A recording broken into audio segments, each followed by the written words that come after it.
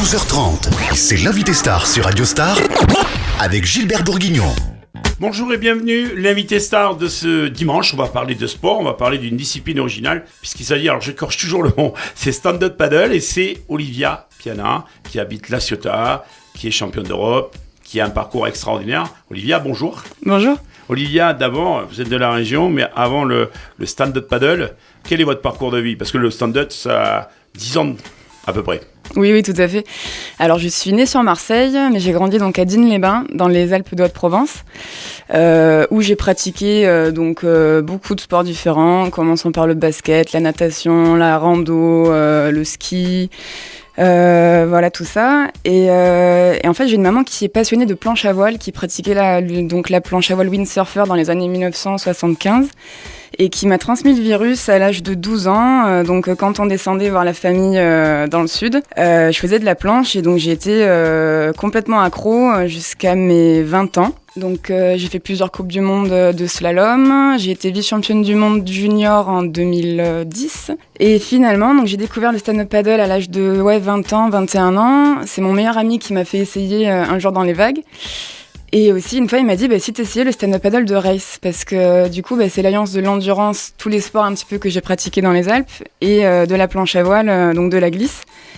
Et en fait, ça a très bien marché, parce que j'ai retrouvé en fait dans ce sport toutes les sensations que j'aime en fait dans le sport en général. Alors moi, j'ai essayé, on a l'impression qu'on monte sur une planche et qu'on y va, et pas du tout.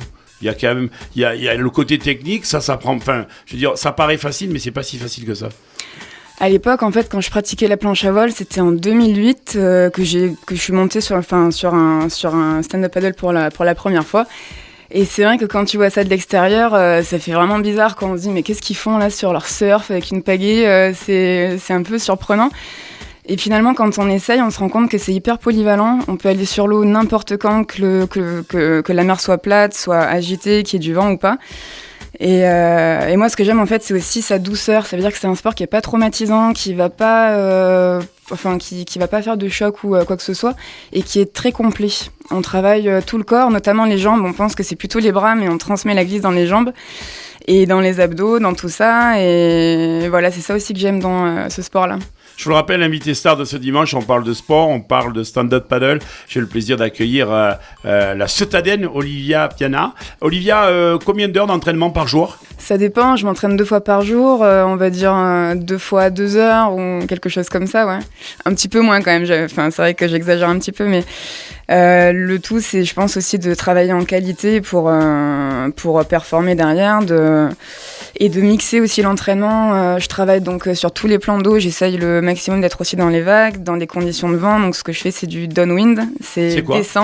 Descendre en fait avec le vent et les vagues. Donc on part souvent de La Ciotat ou de Bandol et on arrive jusqu'à Sifour. Combien de kilomètres La Ciotat, Sifour, c'est 18 km et Bandol, La Ciotat, c'est 8. Et ce qui est génial, c'est qu'on allie donc les sensations d'endurance et les sensations de glisse, quoi. C'est complètement fou, on est en plein milieu de la mer. On a tout à l'équipement de sécurité, on est en groupe, donc c'est ça qui est bien pour pas se perdre non plus. Et je m'entraîne aussi en pirogue, qui est le même geste que le stand-up et qui permet d'adopter un geste qui est beaucoup plus précis pour mieux glisser. À partir de quel âge on peut pratiquer ? À partir de 2 ans et demi. Non, je rigole. Non, mais c'est vrai qu'on peut emmener son enfant sur la planche très tôt. Et après, pour commencer, on va dire 8-9 ans, avec des toutes petites pagaies et des planches qui sont plus petites aussi, ouais. Avant d'aborder vos objectifs de l'année et avant d'aborder également ce que vous venez de vivre, que ce soit à Tahiti ou à Lacano, on marque une toute petite pause musicale et on se retrouve juste après sur Radio Star. Allez, juste après cette pause musicale, je vous rappelle que l'invité star de ce dimanche, on parle de sport, on parle de stand-up paddle. J'ai le plaisir d'accueillir Olivia Piana, qui habite La Ciotat. Olivia, championne d'Europe. Vous êtes partie quand je vous ai rencontré cette année, on se connaît maintenant depuis quelques années. Je vous ai retrouvé sur le salon nautique et à cette époque-là, c'était en avril, vous m'avez dit que vous partiez à Tahiti. Tahiti, on parle de... Là, c'est la fête, quoi, pour faire de la pirogue, pour faire du stand-up paddle. Qu'est-ce que vous êtes allé faire à Tahiti ? Alors en fait, c'est un voyage que j'ai gagné sur le Salon nautique de Paris, sur la course en fait du Salon nautique de Paris, qui était en décembre dernier.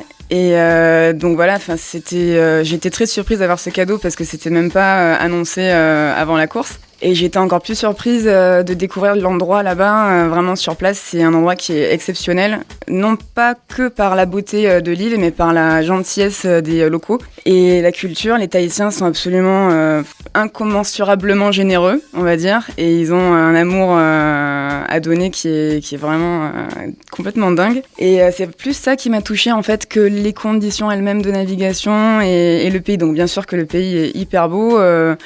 Pour les vagues, pour la course aussi que j'ai fait là-bas, c'était vraiment top. Donc en fait, c'était une course de 24 km avec une partie glissante, donc downwind, et une partie dans le lagon. La partie lagon a été très dure parce qu'il y avait du courant de face. Donc, Autour de Papeete Ouais, ça arrivait sur Papeete, ouais. On partait de la pointe Vénus qui est un petit peu plus haut. Bien. Ouais. Et arrivé dans le lagon, donc c'était une course très très dure. Voilà, je me suis confrontée à quelques garçons et tout ça, c'était sympa. Et c'est vraiment une course qui m'a permis de progresser pour la suite de la saison du coup. Combien autour du stand-up paddle, on retrouve combien de sous-disciplines, si je puis dire ? On va dire qu'il y en a deux. C'est le stand-up paddle de race, donc de course, qui est secondaire, je pense, au stand-up paddle surf. On pratique plus souvent le stand-up paddle surf parce que c'est beaucoup plus ludique et c'est plus accessible. Notamment, chez nous, il y a le spot des Lecs. Saint-Cyr-les-Lecs, c'est absolument génial. Il y a, la plage offre des vagues qui sont pas trop violentes et qui peuvent être aussi bien quand la houle rentre l'hiver. Ouais, c'est vrai qu'on pense pas, mais on peut souvent voir une centaine de planches à l'eau par là-bas. Quand la houle vient de sud. Et voilà, donc la discipline de surf, donc c'est la discipline d'expression comme en surf, avec plusieurs compétiteurs qui s'affrontent pendant une période de temps donnée, sous forme de série. Et la discipline de la course qui se divise elle aussi par rapport au plan d'eau. Tu peux faire des courses sur rivière, autant sur eau plate, des parcours plus courts dans les vagues. Et des parcours plus longs. Donc en fait, principalement, il y a la courte distance avec beaucoup de virages et tout ça, et la longue distance sur entre 10 et 20 km. Après Tahiti, ça enchaîne la cano. Voilà, donc avant les championnats d'Europe, il y a eu les sélections d'équipe de France, où je devais battre à 4 reprises ma collègue Céline Guédon, qui était beaucoup plus forte que moi l'année dernière. C'est quelque chose pour moi qui me paraissait impossible à faire parce que, je sais pas si vous vous rendez compte, mais elle avait 2 minutes d'avance sur moi sur des plans d'eau plat parce qu'on est deux athlètes qui sommes très différentes. Elle est très forte sur le plat et moi qui suis plutôt forte sur les plans d'eau qui bougent. Et l'entraînement de l'hiver m'a permis de le faire et de participer au championnat d'Europe avec 2 victoires à la clé. 2 titres. Ouais. Donc c'était absolument génial quoi, à vivre. 2 titres de champion d'Europe et là, ça donne du baume au cœur pour la suite de la saison.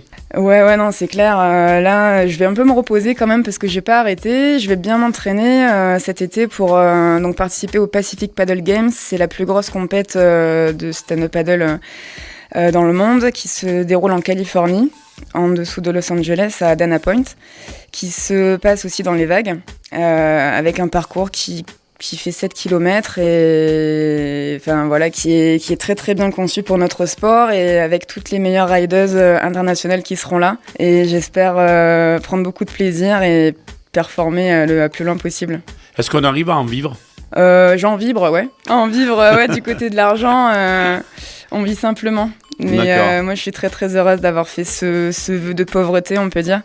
Et parce que la mère, je sais qu'elle me lâchera jamais quoi. Elle sera toujours là pour m'offrir de super moments.